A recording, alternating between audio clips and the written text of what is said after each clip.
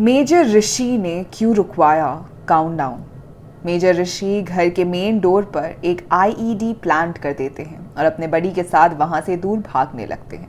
Major ऋषि IED को blast करने के लिए वायरलेस डिटोनेटर के रिमोट का बटन दबा देते हैं, जिसके बाद एक काफी जोरदार धमाका होता है और देखते ही देखते उस घर के आगे का हिस्सा टूट जाता है।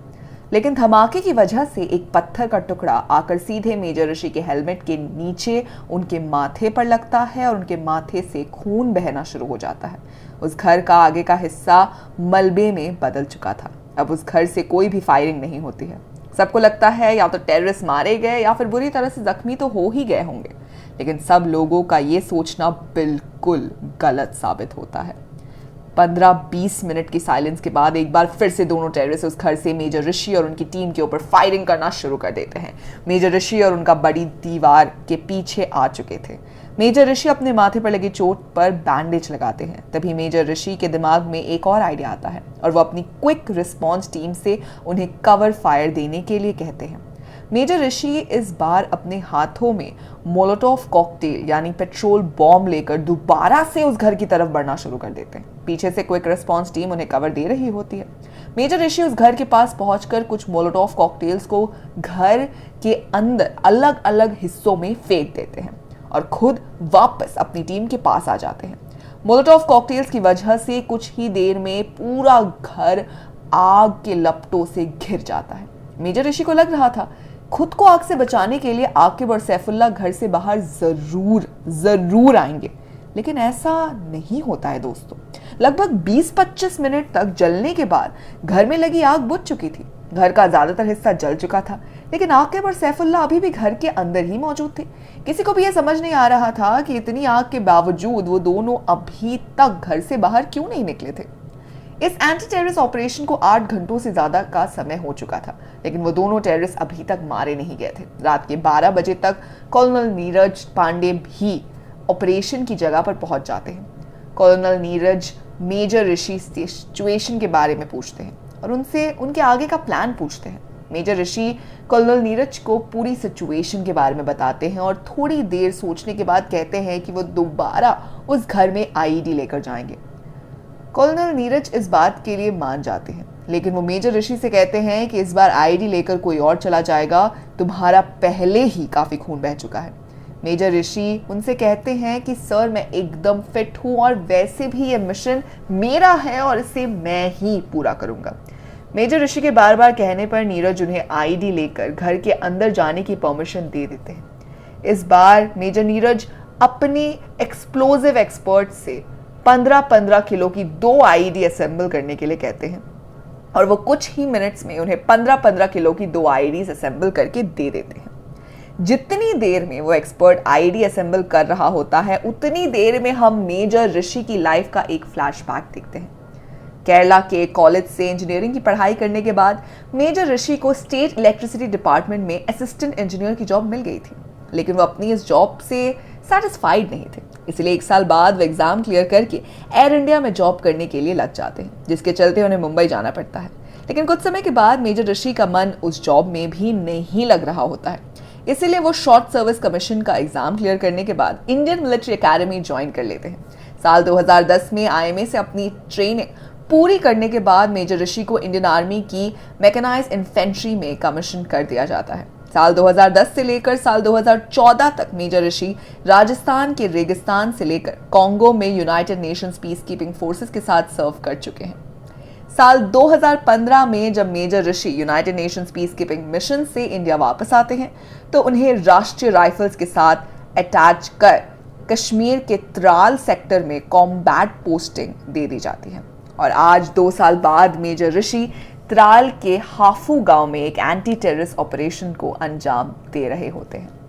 मेजर ऋषि आईईडी लेकर घर में जाने से पहले एक बार केरल में बैठी अपनी मां को कॉल करके उनसे बात करते हैं, लेकिन तभी टेररिस्ट फिर से फायरिंग करना शुरू कर देते हैं, जिसकी वजह से मेजर ऋषि को कॉल कट करना पड़ता है। ये वही सीन होता है जो हमने कहानी के शुरुआत में सुना था। मेजर ऋषि अपने हाथों में 15-15 किलो के 2 आईईडी लेकर घर की तरफ जाना शुरू कर देते हैं, लेकिन इस बार टेररिस्ट हैवी फायरिंग कर रहे होते हैं। इसीलिए मेजर ऋषि अपने पेट के बल घर के बचे हुए हिस्से की तरफ जाते हैं। घर के बचे हुए हिस्से में पहुंचने के बाद मेजर ऋषि दोनों आईईडीज को प्लांट कर देते हैं। आईईडी प्लांट करने के बाद मेजर ऋषि रेडियो से अपने बडी से 30 सेकंड का काउंटडाउन करने के लिए कहते हैं और खुद जल्दी से घर से दूर भागने लगते हैं। काउंटडाउन जिसके खत्म होने के बाद एक सोल्जर उन दोनों आईईडीज के वायरलेस डिटोनेटर की रिमोट का बटन दबा देता है। मेजर ऋषि का बडी काउंटडाउन करना शुरू कर देता है। 30, 29, 28, 26, 11।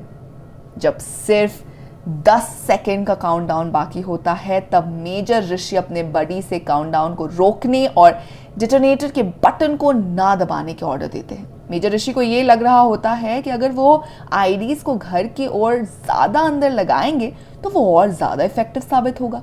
इसीलिए डिटोनेटर के बटन को ना दबाने का ऑर्डर देते हुए मेजर ऋषि दोबारा उस घर की तरफ भागना शुरू कर देते हैं।